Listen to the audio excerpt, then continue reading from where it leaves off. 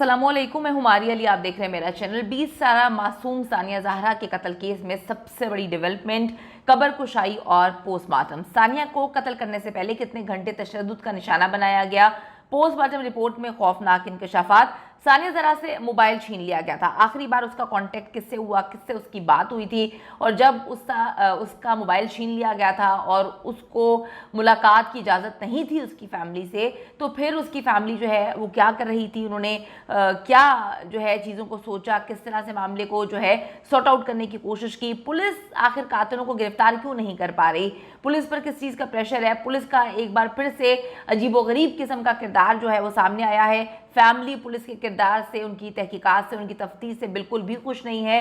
हामला बेटी की कटी हुई जुबान, तशद्दुद ज़दा लाश चैन और सुकून नहीं लेने देती। रात को नींद नहीं आती। 4 साल तक जो है सानिया किस अजाब से गुजरती रही, किस तकलीफ में रही।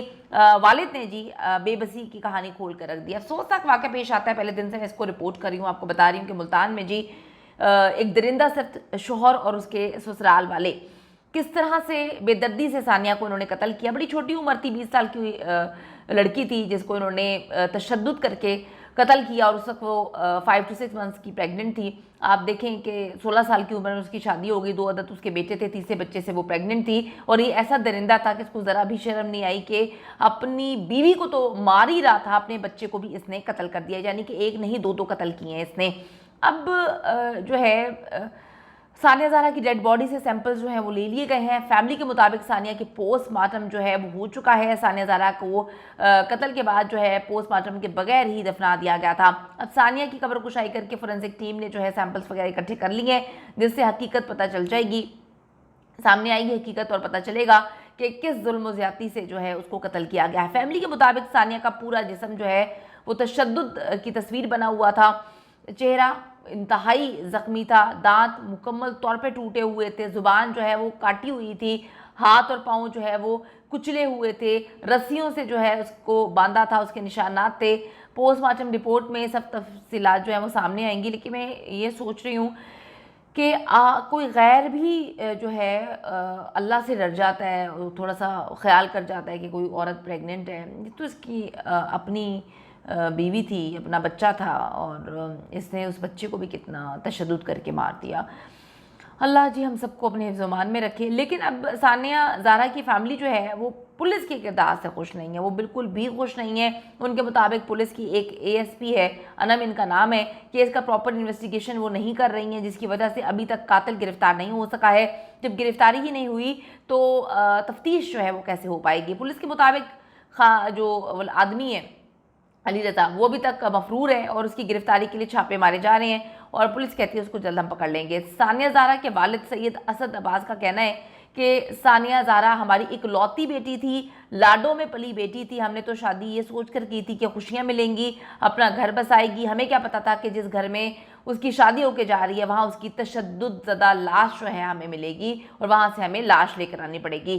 सानिया जहरा के ख़ानदान के मुताबिक मुलजिम सानिया को जायदाद के लिए अक्सर तंग करता था और मारा पीटा करता था, और जो वजह है कत्ल की वो सिर्फ और सिर्फ जायदाद थी, जिसके बायस मुलजिम के तशद्दुद से जो है सानिया जहरा बेचारी फौत हो गई। वालिद के मुताबिक मैंने अपनी बेटी की शादी खुशहाल और बासर ख़ानदान में ये सोच कर की थी कि वो खुश रहेगी, मगर शादी के बाद ही पता चलना शुरू हो गया कि इन्होंने हमसे एक नहीं मुतादिद झूठ बोले हुए हैं। पहला झूठ तो ये था कि वो कवारा नहीं था, वो शादीशुदा था, और पहले से वो शादीशुदा था, और उसके बाद तो कुछ अरसे बाद वो अपने बच्चे और अपनी पहली बीवी को भी लेकर आ गया। सैयद असद अब्बास का दावा है कि शादी के कुछ अरसे बाद ही सानिया को उन्होंने तंग करना शुरू कर दिया था।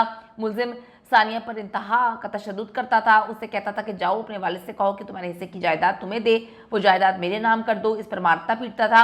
उनका कहना था कि शादी के कुछ अरसे बाद एक बेटा हुआ था, मगर सानिया को बहुत तंग करता था, तो फिर हमने खुला के लिए अदालत से रुजू किया। बाद में इसने सानिया को कहा बच्चे बर्बाद हो जाएंगे, ये बच्चा ज़िंदगी इसकी तबाह हो जाएगी। फिर फैमिली वाले बैठे और दोनों ख़ानदानों के दरमियान बातचीत हुई, और बच्चे के मुस्तकबिल की खातिर फिर वो खुला का दावा वापस ले लिया गया। काश उस वक्त खुला ले लेती, काश एक बच्चा था ये सोच के खुला ले लेती कि कोई बात नहीं, बच्चा पल जाएगा।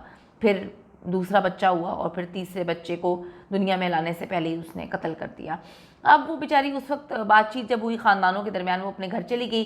सैयद असद अब्बास कहते हैं कि मुलजिम काफ़ी अरसे से हमारी बेटी को हमारे घर पर नहीं आने देता था, हामला होने के बावजूद तशद्दुद करता था।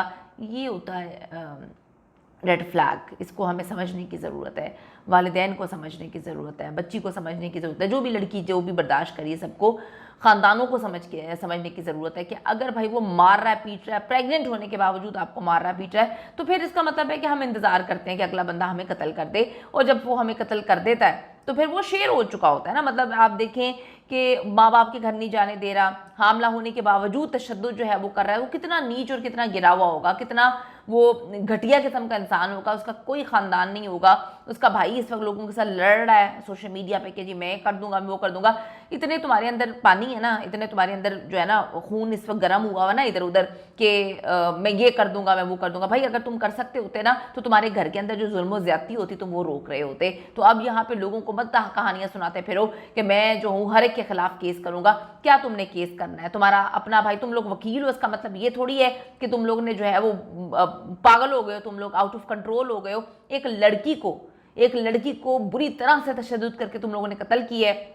उसके बाद जब एक दिन गुजरने के बाद माँ बाप लाश लेने जाते हैं, वहाँ पे बताया इन्होंने बड़ा एहसान करके कि जी तुम्हारी बेटी मर गई है, खामोश रहना। जब ये बकवाल फैमिली के लाश लेने जाते हैं तो इसकी सास जो है बच्ची की वो सो रही होती है, आप लोगों ने मुझे डिस्टर्ब कर दिया। यानी कि लड़की की लाश कमरे में पड़ी हुई है और वो आराम से सुकून से सो रहे हैं कत्ल करने के बाद। कितने नीच और गिरे हुए लोग हैं।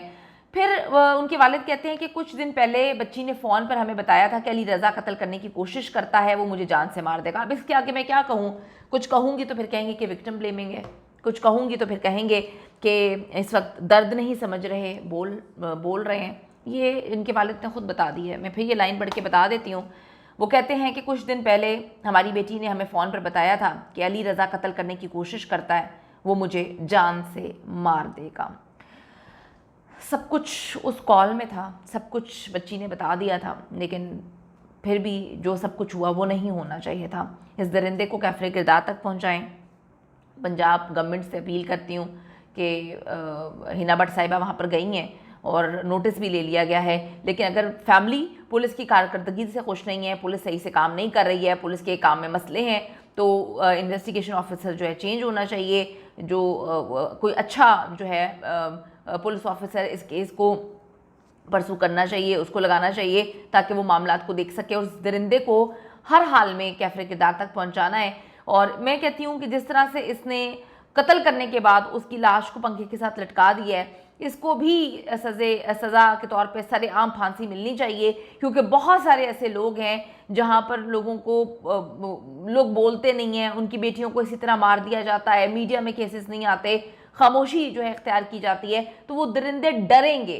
तो हम पंजाब गवर्नमेंट से अपील करते हैं कि अगर फैमिली खुश नहीं है, पुलिस का किरदार जो है उससे मायूस नज़र आ रही है, तो इस पर गौर करें। आईजी पंजाब से हम अपील करते हैं और गवर्नमेंट ऑफ पाकिस्तान से अपील करते हैं इस दरिंदे को एज सून एज पॉसिबल जो है कैफ़रे किरदार तक पहुँचाया जाए।